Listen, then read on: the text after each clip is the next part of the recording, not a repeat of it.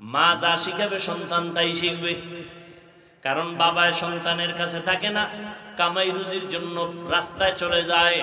মা সন্তানের কাছে থাকেন, মা যা করে সন্তান তাই করে।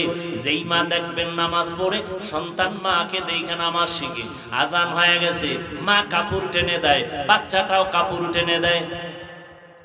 বুঝেননি? বয়ান বুঝেননি? মা অজু করতে গেছে, একদিন দুই দিন বাচ্চা দেখে অজুখানায় গেছে, মা সুন্দর করে অজু বানাইছেন, বাচ্চা তো বুঝে না, ও পানিগুলা নিয়া হাফ গোসল করে লাইছে।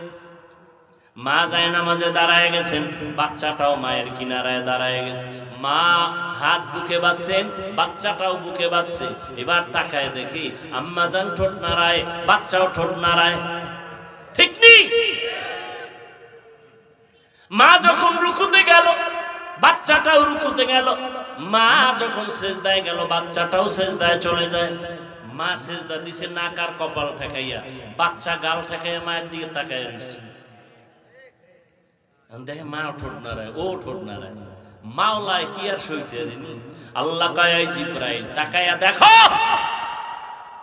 ওই বাচ্চাটা ঠোঁট নাড়ায় কেন? কয় ওর মা নাড়ায় এই জন্য। কয় ওর মা কি কয়? বলে সুবহানা রাব্বিয়াল আলা। আল্লাহ কয় ফেরেশতারা লেখ, এই বাচ্চাও বলে সুবহানা রাব্বিয়াল আলা।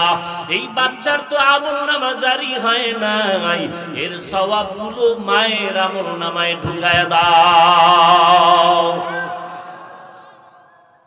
ও পর্দার আড়ালে আম্মা জানেরা, আপনাদের এত সম্মান, আপনারা খাদিজা রাদিয়াল্লাহু তাআলা আনহার মতো দামি নারী, আয়েশা রাদিয়াল্লাহু তাআলা আনহার মতো দামি নারী, ফাতেমা রাদিয়াল্লাহু তাআলা আনহার মতো দামি নারী, ইব্রাহিম নবীর স্ত্রী, ইসমাইল নবীর মা হাজেরা আলাইহা সালামের মতো দামি নারী আপনারা। ও পর্দার আড়ালের আম্মা জান, ঈসা নবীর মা মারিয়াম আলাইহা সালামের মতো দামি নারী। এত বড় বেঈমান ফেরাউন, ওর ঘরের স্ত্রীর নামটা জানা থাকলে বলেন না। আসিয়া।